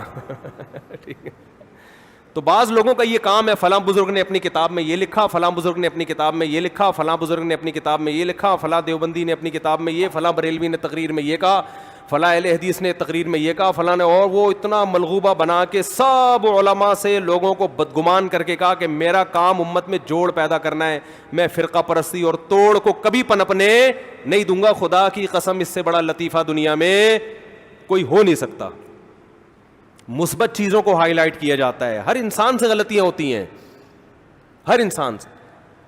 علماء اس بارے میں ایک اصول بیان کرتے ہیں کہ آدمی غلط ہو, آدمی غلط ہو, پھر اگر وہ صحیح بات بھی کرے تو اس کی وجہ سے متاثر مت ہو. جیسے غامدی صاحب نے اسلام کا بیڑا غرق کر دیا, دو چار اچھی باتیں بھی کرتے ہیں, وہ جنت جہنم کی بھی تھوڑی سی باتیں کر لیتے ہیں, لیکن ویسے پورا انہوں نے پردہ کے بھی دھجیاں اڑا دیں, عدت کے حکام کی دھجیاں اڑا دیں, داڑھی کا انکار کر دیا, اور پتہ نہیں کیا کیا. دو چار باتیں اچھی کر لیتے ہیں کہ اللہ کا وجود ہے, اللہ کی توحید ہے, ملحدوں کے خلاف تقریریں بھی ان کی ملتی ہیں. اور بعض دفعہ بندہ کیا ہوتا ہے, صحیح ہوتا ہے لیکن اس سے غلطیاں ہوتی ہیں. تو اگر کوئی بندہ ٹھیک ہے, اس سے کبھی غلطی ہو رہی ہے, تو آپ اس کی غلطی کو اچھال رہے ہو, اس کا مطلب آپ غلط ہو, آپ کی سوچ کیا ہے, غلط ہے, آپ نیگیٹیوٹی کو فروغ دے رہے ہو معاشرے میں. تو خیر کہاں سے کہاں بات چلی گئی, ہم تو رمضان شوال میں الجھے ہوئے. تو بہشتی زیور کتاب ہے, مسائل بہشتی زیور, حضرت مولانا اشرف علی تھانوی کی. جہاں حضرت مولانا اشرف علی تھانوی کا نام آئے گا لوگ فوراً کہتے ہیں انہوں نے اپنے نام کا کلمہ پڑھایا تھا, اشرف علی رسول اللہ. میں ممبر پہ بیٹھ کے دعوے سے کہتا ہوں انہوں نے کبھی اپنے نام کا کلمہ نہیں پڑھایا. اس کے میں ویڈیو ریکارڈنگ میں جواب دے چکا ہوں, اور اس جواب کا جو جواب آیا ہے نا وہ ادھورا آیا ہے, اس میں میری پوری اعتراضات کا جواب دیا نہیں گیا ہے.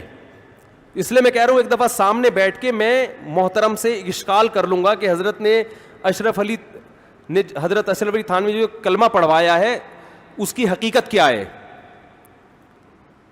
میں سامنے بیٹھ کے میں مناظرہ نہیں کروں گا, بحث بھی نہیں. جیسے لوگوں کو اجازت ہوتی ہے نا سوال پڑھنے کی, بھائی محترم کی مجلس میں لوگوں کو اجازت ہے کہ سوال پڑھ کے سناتے ہیں, تو ہمیں بھی تو اجازت دو نا. میں نہیں پڑھ سکتا تو میرا کوئی نمائندہ چلا جائے گا, وہ جا کے آپ کی خدمت اقدس میں سوال پڑھ لے گا. آپ کا ظرف اتنا بھی نہیں ہے کہ آپ کسی کو آپ کی مجلس میں سوال پڑھنے کی اجازت دے دو. ہم نے تو یہاں کھلی اجازت دی ہوئی ہے نا, بیان کے بعد سب کو اجازت ہے سوال پوچھنے کی. تو حضرت مولانا اشرف علی تھانوی نے اپنے نام کا کلمہ نہیں پڑھایا, وہ غلط حوالے دے رہا ہے, جھوٹ بول رہا ہے. اور اگر پڑھایا ہے کلمہ فرض کر لیں تو پھر وہ مسلمان نہیں ہے, پھر آپ ان کو مسلمان کیوں کہہ رہے ہو؟ جو آدمی یہ دعویٰ کرے کہ مولانا اشرف علی تھانوی نے اشرف علی رسول اللہ کا کلمہ پڑھوایا ہے, کیا وہ مسلمان ہو سکتا ہے جو یہ کلمہ پڑھوائے؟ قادیانی مرزا غلام احمد قادیانی کے نام کا کلمہ پڑھتے ہیں, اس وجہ سے کافر ہے یا نہیں ہے؟ تو میں یہ کہتا ہوں پھر یہ منافقت کیوں کرتے ہو کہ ایک طرف کہتے ہو حضرت مولانا اشرف علی تھانوی نے اپنے نام کا کلمہ بھی پڑھوایا اور دوسری طرف آپ ان کو مسلمان بھی کہتے ہو. یہ پھر منافقت ہے. جو اپنے نام کا کلمہ پڑھوائے وہ بزرگ تو دور کی بات, وہ مسلمان نہیں ہو سکتا. تو آپ ایک دعویٰ کرو پڑھوایا کہ نہیں پڑھوایا, اور اگر آپ کہتے ہو کہ پڑھوایا ہے مگر وہ پھر بھی مسلمان ہے تو پھر کیوں مسلمان ہے؟ اس کی تعویل کیا کرتے ہو آپ؟ تو وہ تعویل آپ کر کے بتاؤ آپ. تو بہشتی زیور بہت شاندار کتاب ہے. باقی دیکھو دنیا میں کوئی کتاب ایسی نہیں ہے اللہ کی کتاب کے علاوہ کہ A to Z بالکل ٹھیک ہو, اس میں غلطی کا امکان نہ ہو. یہ ہم بہشتی زیور کے بارے میں بھی دعویٰ نہیں کرتے. بہشتی زیور میں 15 شعبان کے روزے کو مستحب لکھا ہے, لیکن ہم اس روزے کا مستحب نہیں مانتے کیونکہ اس میں حدیث صحیح نہیں ہے. تو یہ تو چھوٹی موٹی مسٹیک تو دنیا میں ہر شخص سے ہو سکتی ہیں. ہمارے شیخ حضرت مفتی رشید احمد صاحب کی فتاوی کی کتاب ہے احسن الفتاوی, بہت شاندار فتوے ہیں اس میں, بہت بہترین مدلل, لیکن اس کے ہر جز سے کوئی بھی متفق نہیں ہے. وہ تو دنیا میں کوئی کتاب ایسی نہیں ہے. تو اب اس کا یہ حل تھوڑی ہے کہ کتابوں کو اٹھا کے آپ پھینک دیں. اس کا حل یہ ہے کہ علماء اس پہ حاشیے چڑھاتے ہیں, اس پہ اپنی تقریرات لکھتے ہیں, تو پھر اشکالات اور تعلیقات ہوتی ہیں اس کے اوپر. تو یہ بہت شاندار کتاب ہے, آپ اس کو گھر میں رکھیں, اس سے آپ کو رمضان کے مسائل پتہ چلیں گے, خواتین کے خاص طور پر حیض و نفاس کے مسائل, جو آج کل ہماری جدید طبقے سے جو وابستہ خواتین ہیں یونیورسٹیوں پڑھنے والی, ان کو طہارت کے مسائل بھی معلوم نہیں ہے, بالکل نہیں پتہ ان کو. تو رمضان کا پہلا خاندانی کام آپ نے کیا کرنا ہے بھائی؟ جلدی سے بات کو ختم کر رہا ہوں میں. ایک روزہ بھی نہیں چھوڑ, یہ آپشن ہی ختم, چاہے سحری میں آنکھ کھلے یا نہیں کھلے. اس سے روزے آسان ہو جائیں گے, ورنہ ٹینشن. دوسرا کام خاندانی کیا کرنا ہے؟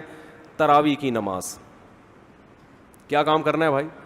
اور تراویح 20 رکعتیں ہیں, 8 رکعتیں بولو نہیں. حضرت عمر سے 2 روایتیں, ایک 8 والی اور ایک 20 والی, کہ حضرت عمر نے کتنی دیکھو نبی صلی اللہ علیہ وسلم نے تراویح کی کتنی رکعتیں پڑھی ہیں, کوئی بے غبار حدیث میں ہمیں اس کا تذکرہ نہیں ملتا. بس اتنا ہے کہ 3 دن پڑھی ہے, بس. کتنی پڑھی ہے ہمیں نہیں پتا. یہ ہمیں حضرت عمر کے عمل سے پتہ چلتا ہے, کیونکہ حضرت عمر بدعتی بولو نہیں ہو سکتے, کیونکہ انہوں نے جب جماعت سے 20 رکعتیں پڑھائی ہیں حضرت عمر نے, تو اس کا مطلب نبی نے ان 3 دن میں کتنی پڑھی تھیں. اور ایک ضعیف روایت میں اس کا تذکرہ بھی ہے کہ نبی نے 20 رکعتیں پڑھی ہیں. تو ضعیف روایت کی تائید جب خلفائے راشدین کے عمل سے ہو گئی تو وہ ضعیف بھی عملاً کیا بن گئی؟ صحیح بن گئی ہے وہ. تو حضرت عمر سے 2 ہیں, 8 بھی اور 20 بھی. 8 والی پر امت نے کسی امت نے عمل ہی نہیں کیا, کیونکہ وہ بالاتفاق مضطرب ہونے کی وجہ سے ضعیف ہے, سند کی وجہ سے نہیں بلکہ مضطرب. کیونکہ جو راوی حضرت عمر سے 8 بیان کر رہا ہے وہی کتنی بھی بیان کر رہا ہے؟ 20 بیان کر رہا ہے. اور جب ہم صحابہ کے دور میں دیکھتے ہیں تو ہمیں سب جگہ 20 نظر آ رہی ہیں, 8 کہیں بھی نظر نہیں آ رہی. تو یہ کیسے ممکن ہے کہ حضرت عمر نے 8 شروع کی ہوں اور کوفہ, بصرہ, دمشق, شام, مصر سب جگہ 20 ہو رہی ہوں؟ اس سے پتہ چلتا ہے کہ حضرت عمر سے جو 20 والی روایت ہے وہ صحیح ہے, 8 والی صحیح نہیں ہے. اور اس کی سب سے بڑی دلیل یہ ہے کہ موطا امام مالک میں ہے 8 رکعتوں والی, جو امام مالک نے نقل کی ہے, لیکن امام مالک خود 8 کا فتویٰ نہیں, وہ خود 20 سے زیادہ کے قائل ہیں, وہ تو 20 کے بھی نہیں 36 کے قائل ہیں. تو یہ کیسے ممکن ہے کہ کتاب کا مؤلف 8 والی ذکر کر رہا ہو مگر خود اس روایت کو وہ اس پر عمل نہ کر رہا ہو؟ ان باتوں کا کسی اہل حدیث عالم کے پاس جواب نہیں ہے. ترمذی میں ایک روایت پیش کی جاتی ہے امام احمد بن حنبل سے.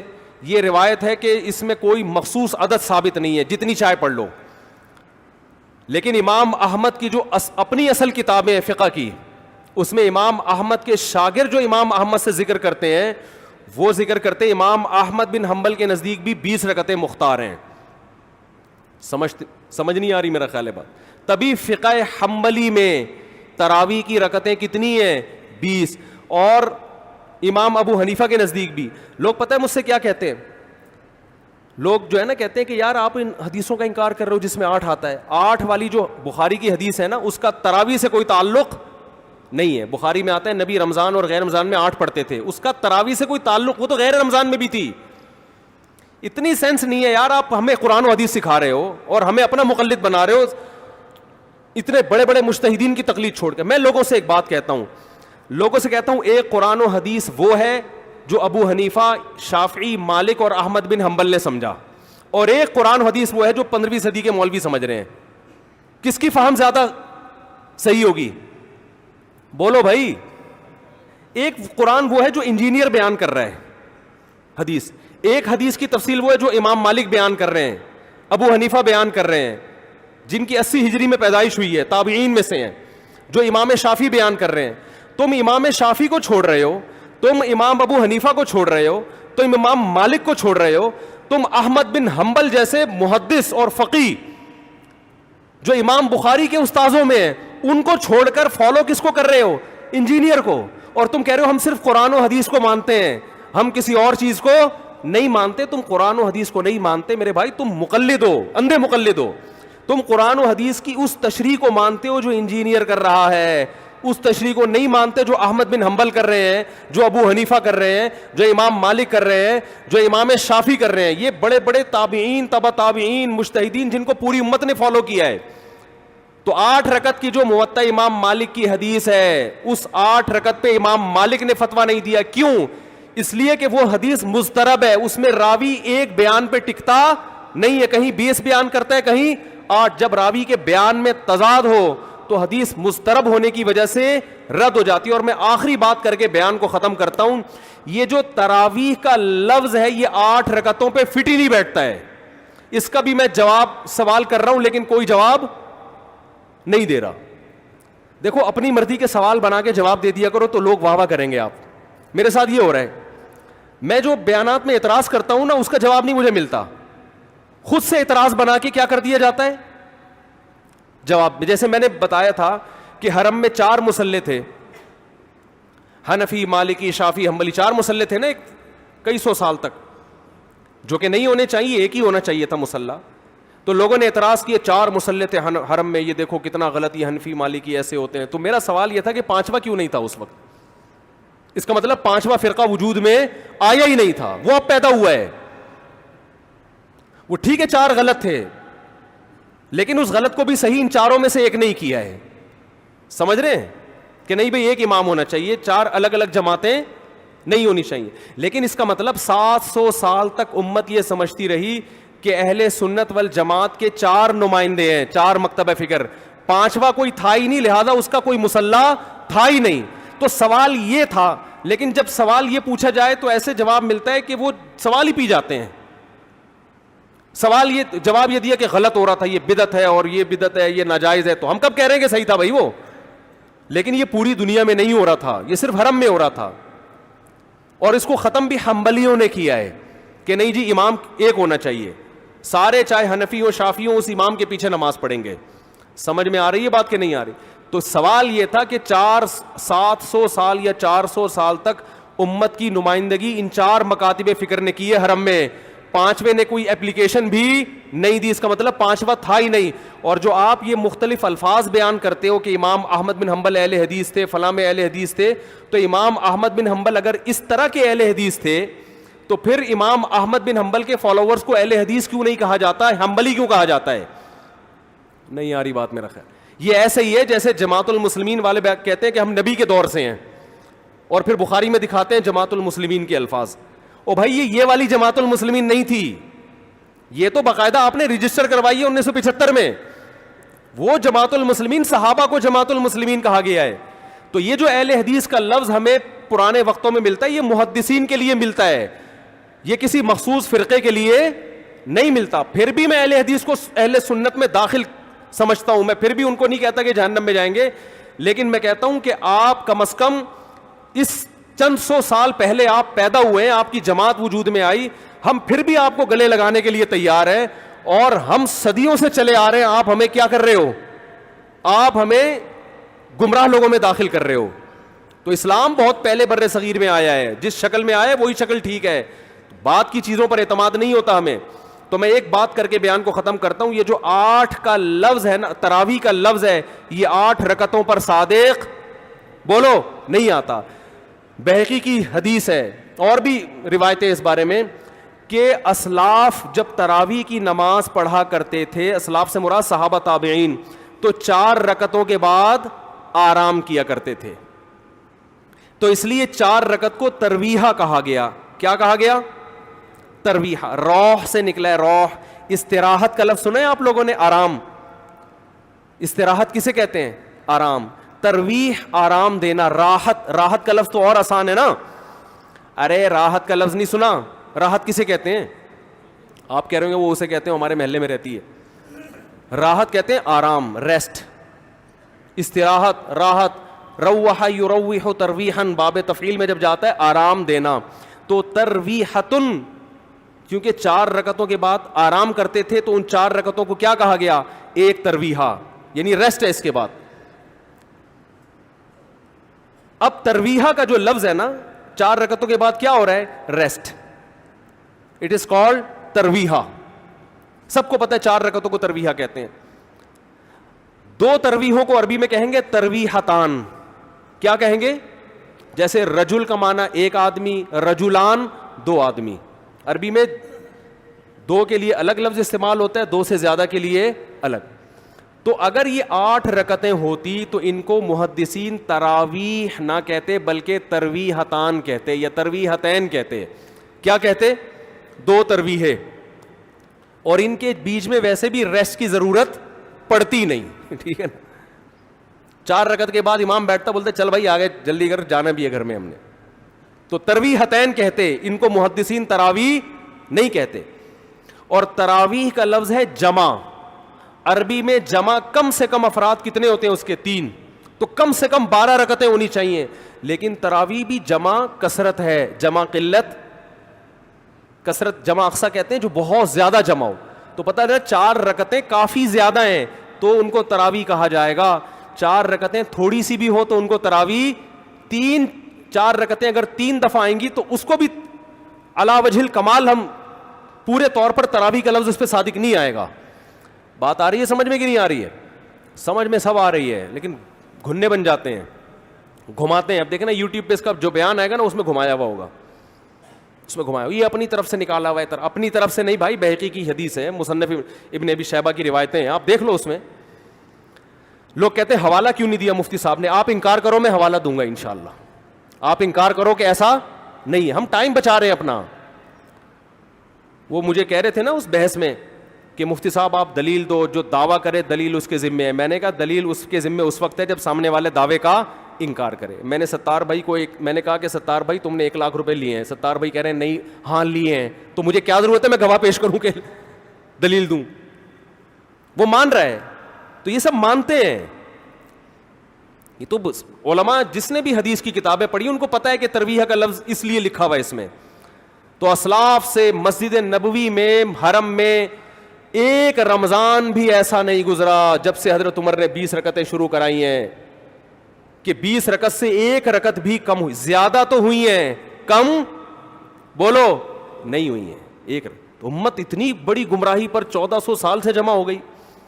تو میرے بھائی جو آپ سے قرآن و سنت کے نام پہ بات کرے نا, اسے بولے بھائی ٹھیک ہے میں قرآن و سنت ہی کو مانتا ہوں, مگر قرآن و سنت کی وہ تشریح جو ان مجتہدین نے کی ہے اس کو مانوں گا. جو 15ویں صدی کے مولوی کر رہے ہیں تشریح, میں اس کو بولو نہیں, چاہے وہ سعودی ہوں, لوگ کہتے ہیں سعودی عرب میں 8 رکعتیں ہر جگہ ہو رہی ہیں.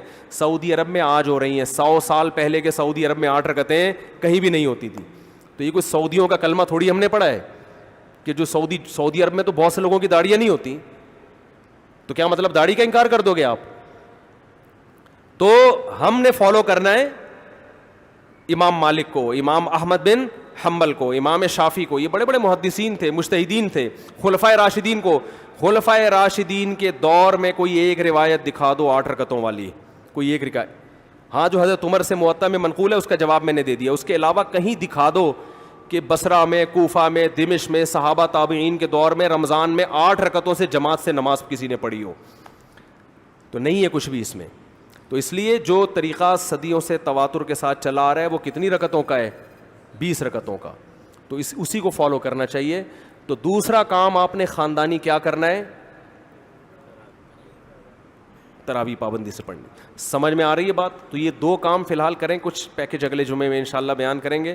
تو اسی سے انشاءاللہ اللہ کی محبت کی چنگاری آپ کے دل میں پیدا ہوگی. اللہ ہمیں سمجھنے کی, عمل کی توفیق عطا فرمائے. اور دلہن کا نام ایرج جنید بنت سید جنید علی. وکیل کہاں ہیں دلہن کے؟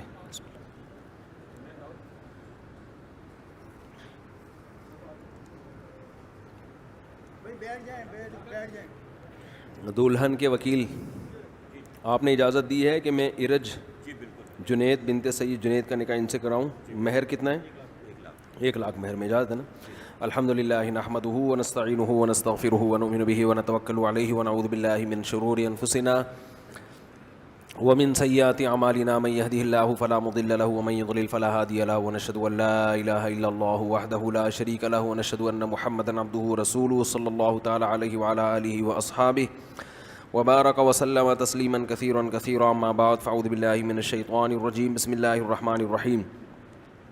يا أيها الناس اتقوا ربكم الذي خلقكم من نفس واحدة وخلق منها زوجها وبث منهما رجالا كثيرا ونساء واتقوا الله الذي تساءلون به والأرحام إن الله كان عليكم رقيبا. وقال تعالى يا أيها الذين آمنوا اتقوا الله وقولوا قولا سديدا يصلح لكم أعمالكم ويغفر لكم ذنوبكم ومن يطع الله ورسوله فقد فاز فوزا عظيما. وقال النبي صلى الله عليه وسلم النكاح من سنتي وقال فمن رغب عن سنتي فليس مني. وقال النبي صلى الله عليه وسلم تزوجوا الودود الولود فإني مباهي بكم الأمم. وقال النبي صلى الله عليه وسلم تزوجوا ولا تكونوا كرهبان النصارى. کیا نام ہے جناب؟ جناب محمد احمد ولد محمد احمد ولد رئیس احمد. میں نے 1 لاکھ روپے مہر کے عوض میں آپ کا نکاح ایرج جنید بنت سید جنید علی سے کیا. قبول کیا آپ نے؟ زور سے ذرا. جزاک اللہ جی, اللہ تعالیٰ برکت دے. الحمدللہ رب العالمین والعاقبۃ للمتقین والصلاۃ والسلام علی رسولہ الکریم وعلی آلہ وصحبہ اجمعین. اے اللہ اس نکاح کو اپنے دربار میں قبول فرما, اس کی برکتیں میاں بیوی کو کامل طور پہ نصیب فرما, تادم حیات کامیاب ازدواجی زندگی گزارنے کی توفیق نصیب فرما. اس نکاح کو اے اللہ دونوں کے خاندانوں میں جوڑ کا ذریعہ بنا, محبت الفت کا ذریعہ بنا. آپس کے اختلاف و انتشار سے, ہر قسم کے شر سے اللہ ان کی حفاظت فرما. ربنا آتنا فی الدنیا حسنۃ وفی الآخرۃ حسنۃ وقنا عذاب النار. صلی اللہ تعالی علی خیر خلقہ محمد وعلی آلہ وصحبہ اجمعین برحمتک یا ارحم الراحمین. اللہ تعالیٰ مبارک کرے جی.